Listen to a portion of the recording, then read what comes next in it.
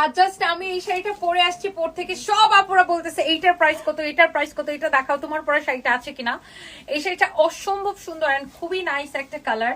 And আমার কাছে মনে হয় যে সবার হাজবেন্ড শাড়ি পরা দেখতে মেয়েদেরকে খুব পছন্দ করে। আমার হাজবেন্ড খুবই পছন্দ করতো যে আমি শাড়ি পরা, ও সবসময় চাইতো আমি যখনই ও বাইরে যায় বা ওর সাথে আমি বের হই তখন যেন আমি শাড়ি পরে বের হই, বিকজ আমার হাজবেন্ড আমাকে শাড়ি পরা দেখতে সবচাইতে বেশি লাইক করতো। আর এই শাড়িটা অনেক বেশি সুন্দর।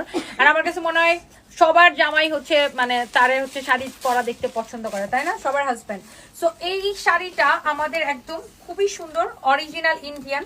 এই শাড়িগুলো হচ্ছে এরকম দেখেন, এইরকম করে সুতা দিয়ে লাইক এমব্রয়ডারি করে সিকোয়েন্স বসানো পুরো শাড়িতে। পুরো শাড়িতে আর এত সফট, ফ্যাব্রিকটা হচ্ছে সিল্কের মধ্যে, খুবই সুন্দর।